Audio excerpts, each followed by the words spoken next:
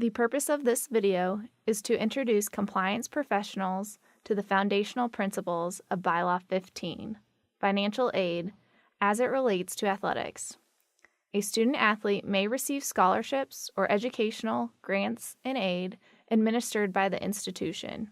Aid that comes from an outside entity must fit within the guidelines outlined within the NCAA manual. In order for a student-athlete to receive financial aid, the student-athlete must be eligible to receive institutional financial aid, and financial aid must come from a permissible source.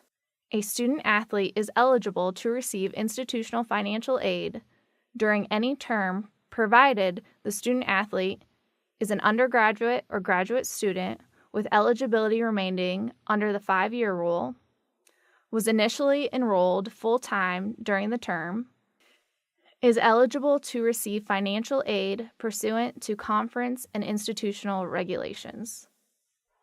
An award can last starting at 1 academic year up to the remainder of the 5-year period of eligibility.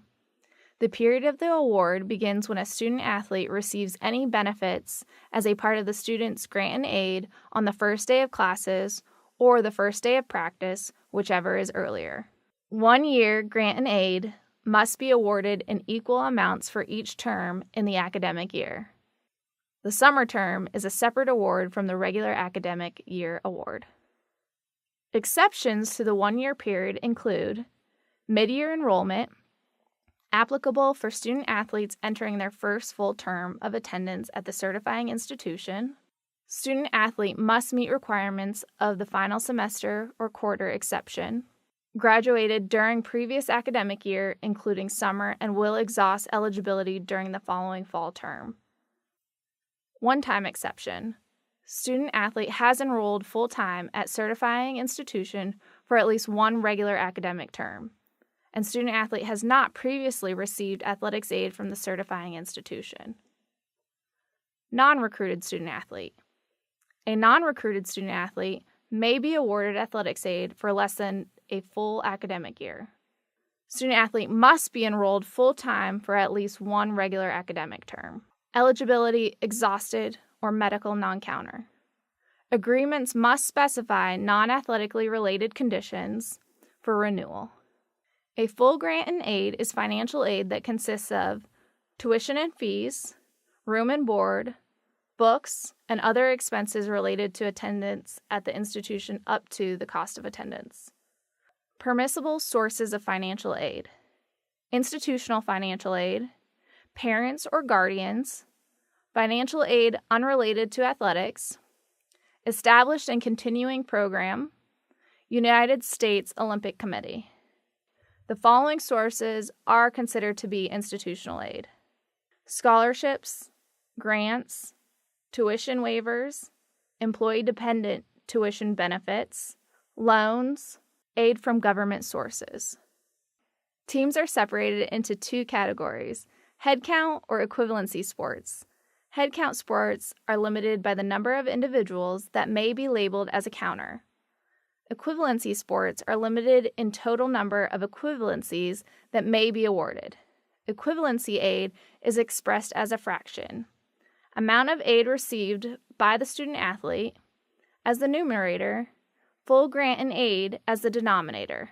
To determine the definition of a full grant and aid based off autonomy or non-autonomy conferences, please refer to Bylaws 15.5.321 and 15.5.322. A student-athlete may receive institutional aid based off of their athletics ability and educational expenses to attend an institution.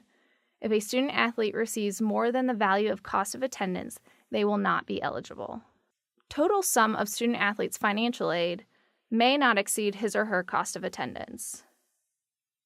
Once a student-athlete triggers counter status, all institutional financial aid counts towards institutional team limits.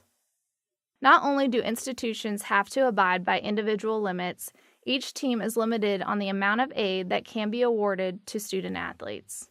If a student-athlete triggers counter status, this identifies that the student-athlete is receiving institutional aid that counts towards the team limits. To trigger counter status, a student-athlete receives institutional financial aid based in any degree on athletics ability. An institution may increase a student-athlete's aid for any reason at any time. A reduction is not permitted from the time the student-athlete signs the institution's agreement until the conclusion of the period of the award. For exceptions, see 15.3.4 and 15.3.5. Institutions may award student-athletes financial aid retroactively provided the student-athlete has enrolled in the first day of classes and is eligible to receive aid. The aid can be awarded as far back as the beginning of the academic year. For additional information regarding Bylaw 15, please refer to the NCAA Division I Manual. For clarification on financial aid questions, institutions may submit these through RSRO.